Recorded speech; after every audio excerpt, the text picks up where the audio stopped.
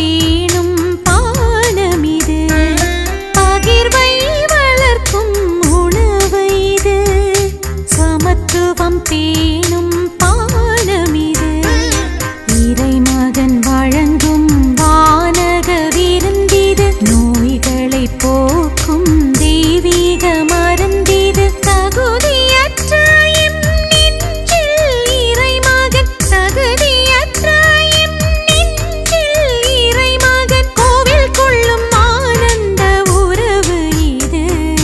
பாரெங்கும் பரந்த இயேசுவின் அன்பு அப்பரச வடிவினிலே.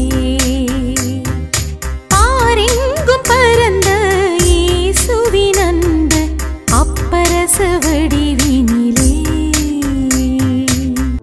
யோவான் நற்செய்தி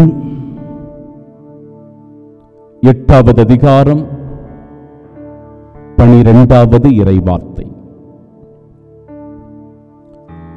என்னை பின்தொடர்பவர் இருளில் நடக்க மாட்டார், ஆனால் வாழ்வுக்கு வழிகாட்டும் ஒளியை கொண்டிருப்பார் என்கிறார் ஆண்டவர்.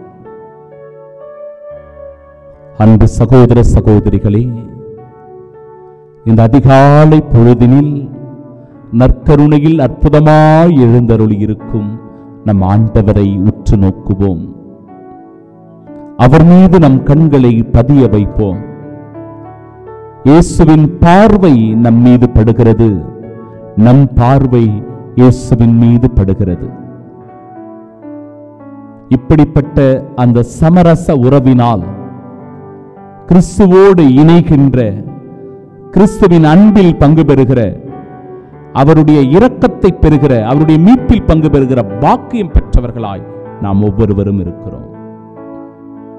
இப்படிப்பட்ட நாளில்தான் ஆண்டவர் இயேசுவினுடைய வாக்குதத்தமான வார்த்தை, என்னை பின்தொடர்பவர் இருளில் நடக்க மாட்டார்.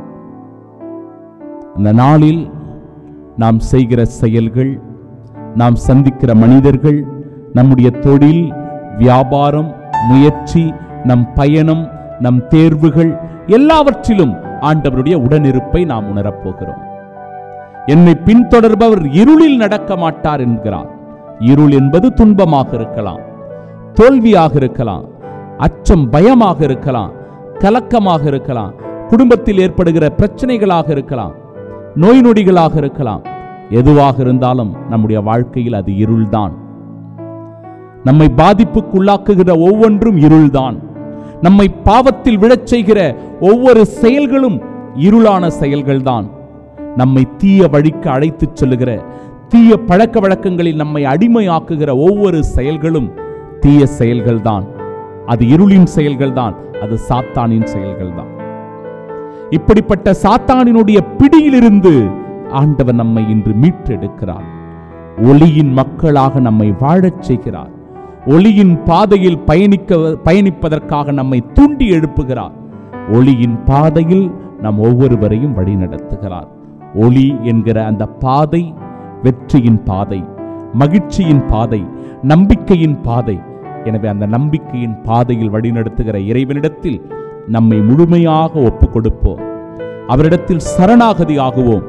இந்த நாள் நமக்கு ஆசீர்வாதமான நாளாக அமைகிறது, வெற்றியின் நம்பிக்கையின் நாளாக அமைகிறது. கடவுள் நம்மை கரம் பிடித்து ஒளியின் பாதையில் வழி நடத்தி செல்லுகிறார்.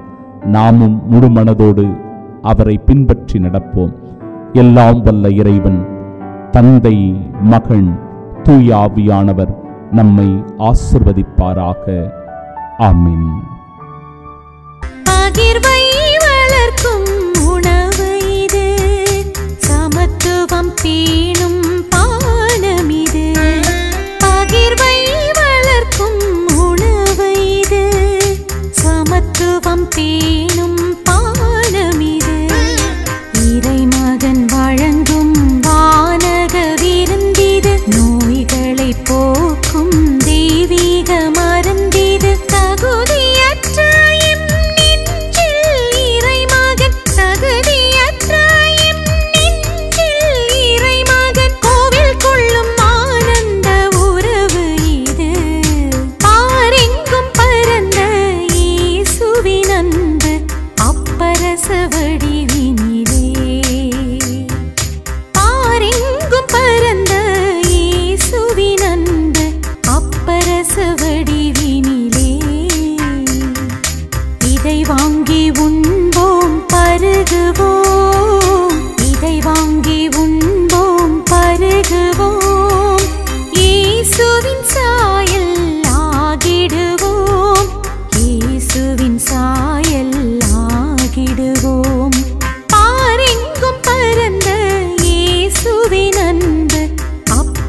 நேச வடிவில்